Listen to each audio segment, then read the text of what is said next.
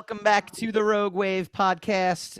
Thrilled to welcome fellow Rogue podcaster Brenda Fisher. How you doing, Brenda? I'm great. How are you guys? Doing great. Brenda is the host of the Badass Babes of Entertainment. But by trade, you are a literary and talent manager in good old California. Talk to us about your background. How did you get into this? How did you get into the film business in general? You know, it's crazy because I never thought that I would be here. I've always worked in marketing and always loved it. And working with people and marketing people. And so it kind of worked out.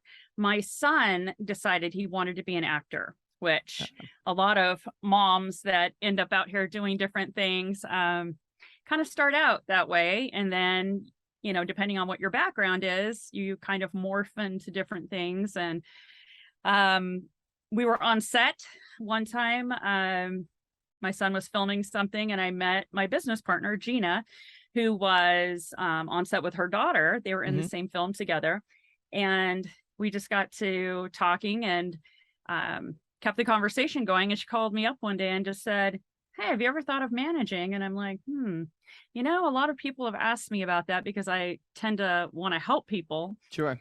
And we had the same kind of thought process about the industry. And so that was over 8 years ago. And we've been business partners ever since and kind of off to the races and learning new things and helping people, you know, try to follow their dreams. Yeah. And it's funny too, because I think some things that people don't realize too is that there are so many different, like you have the people in the spotlight, obviously you have the people on page 6, you have the people, you know, that headline, but there are so many other jobs and roles in Hollywood in that make, you know, that make up a TV series, that make up a feature film. So your agency kind of runs the gamut. You have some of your bigger names, but talk to us about some of the smaller clients as well too that you're trying to help, you know, accomplish what they're looking to do.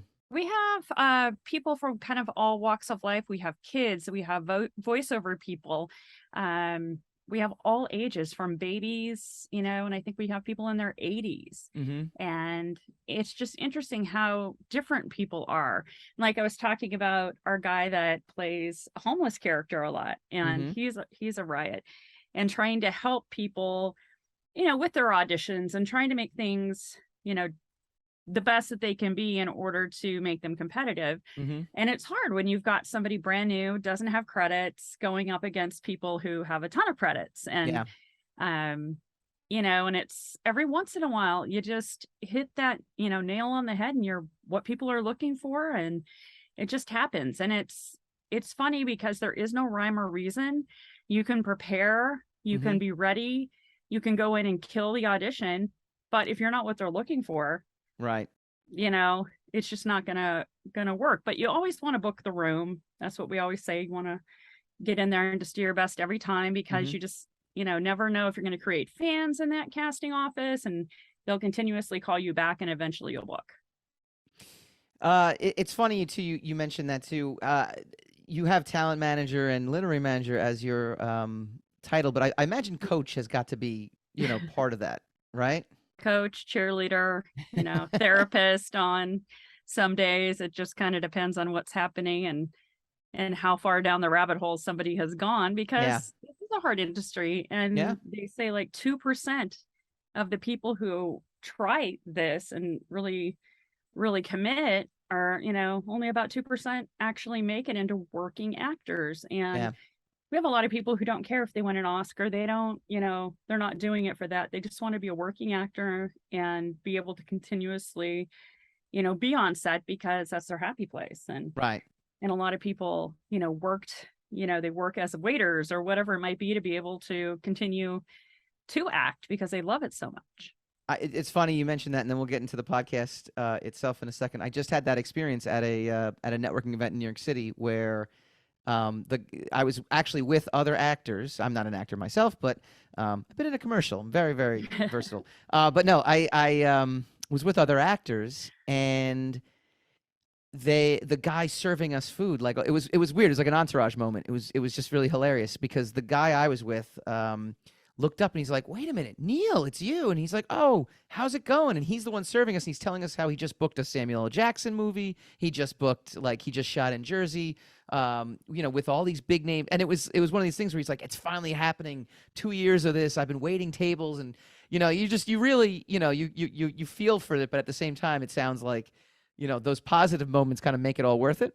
Yes, absolutely. And you can ride on that high for a while. And even though, he's still waiting on people, yeah, he has those things going for him and feeling like he's making some steps. And the hard part of that is that you can book a lead, in a movie and then crickets after that. And that's probably the most heartbreaking, is to watch that happen to people, because if you don't catch fire right after, right, and continuously move and your reps aren't pushing for the next thing, it's really hard. And even if they are pushing, sometimes it's hard because the market could change. And it's like, okay, now we want to go very diverse. And so people who might have been doing well, but are Caucasian, are sitting on the sidelines for some of the things that just, it kind of ebbs and flows. And so you just have to be prepared for that. Yeah. No, it's definitely, it's kind of similar, but in different ways in like the comic book field and any kind of art field itself. I mean, it just really comes down to you can work as hard as you want, but there is an element of timing that has to kind of play into things. So I definitely sympathize with that. Now, luck. And a lot of luck. A lot of luck. Again, luck is getting yourself in the right position. That's you have to be ready to be lucky. Exactly. But it's still still a percentage of luck involved. Oh, sure. It's trends. It's tastes. It's it's all kinds of things. I mean, something that might have been retro and like awesome one day is played out the next day. It's amazing how it is. There's a lot of luck that goes into it. But there's also making your own luck, and one of the ways that people do that is they do their own podcast, and that's kind of what we did, and that's how we got started. We're two comic book guys. Masterful is that similar segue. to how you? What's that, Hassan? Masterful segue, sir. Very well done. Look at that. It's every once in a while. Remember, 3 out of 10 gets you in the Hall of Fame. You just got to hit it out of the park 3 out of 10 times. Right. Is that what started you on the podcasting route, or was it just something else entirely? How did you get started doing Badass Babes of Entertainment? Well, the funny thing is that we decided to revamp our website, and we were going with like this artsy look, and we have like this Vanity Fair shot on our website. That's hilarious. We were laughing the whole time we were doing it. Couldn't walk in those heels, by the way. Me neither. It wasn't happening. I carried them, put them on, took them off, walked.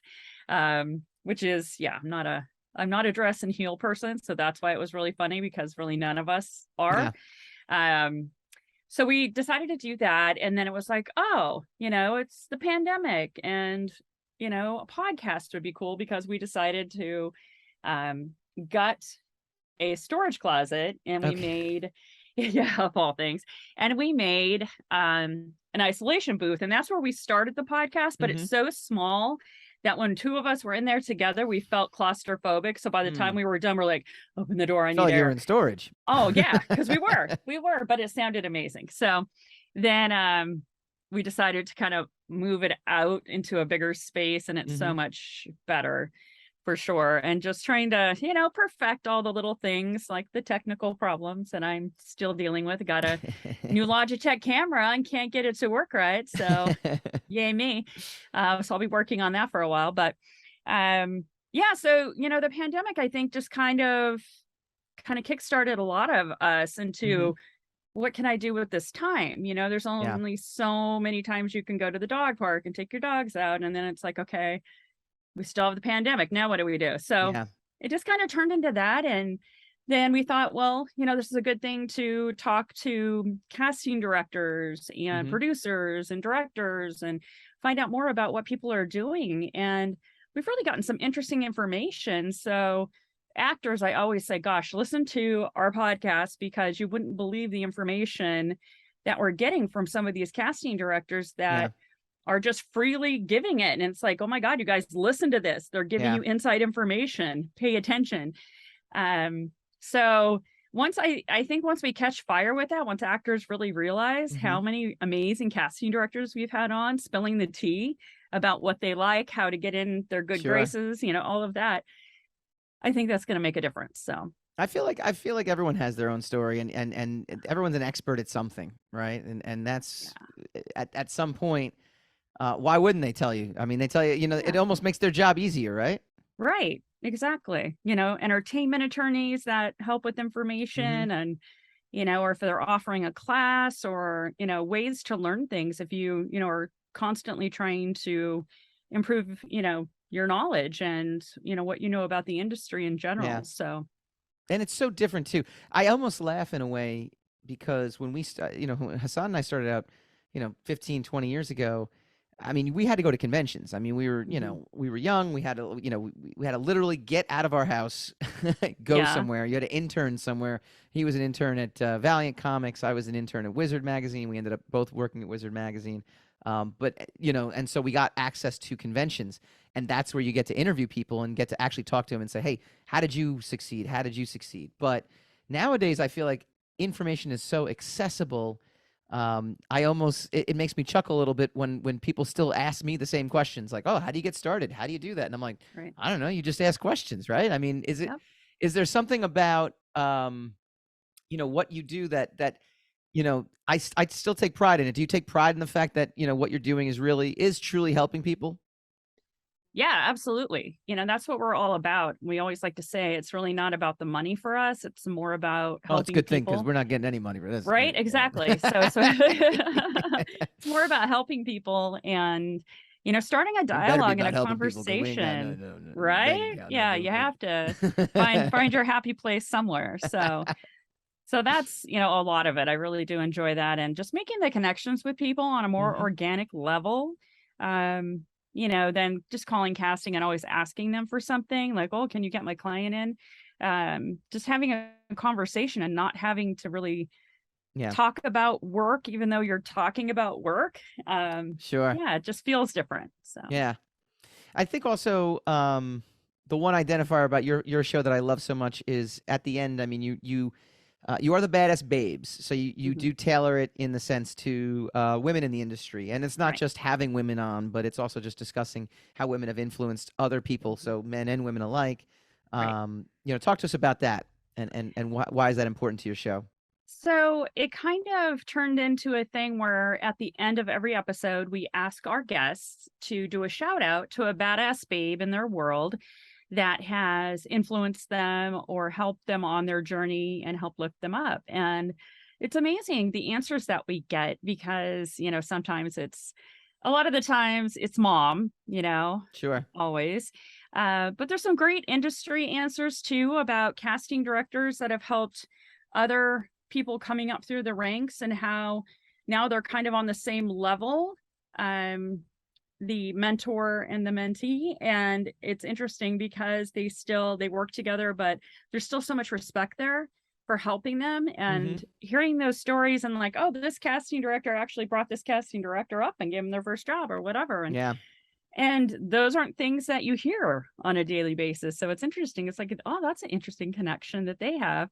So, they're friends and they talk. So keep that in mind. Yeah. So, that's always, it's always interesting to see what other relationships people have as well. And, but again, it's about, keeping the dialogue about women in the industry going and talking about the things that have happened and how we're kind of really starting to make a move now. And it's crazy that it's taken this long.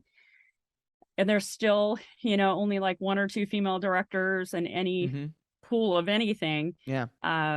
So we're hoping that, that'll continue to grow and we'll have, different voices and more voices telling the stories because a great quote from one of our guests, Jonelle Romero, who's in charge of Red Nation, the Native American Film Awards.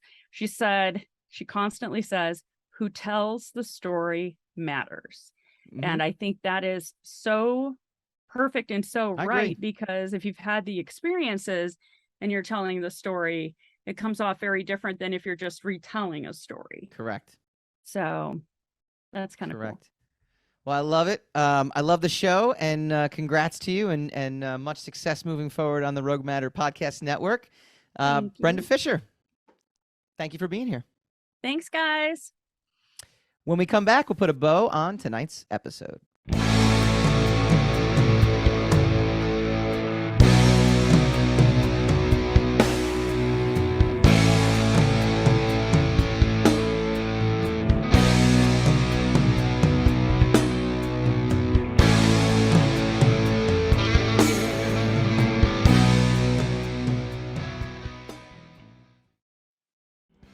Hi guys, Mike Dolce here from the Rogue Wav Podcast. If you like this video, please feel free to like, share, subscribe, all that fun stuff. It really helps us out. Leave a comment, let us know what you'd like to see in future episodes, and tune in every Wednesday night, 8 p.m. Eastern for a brand new episode of the Rogue Wav Podcast.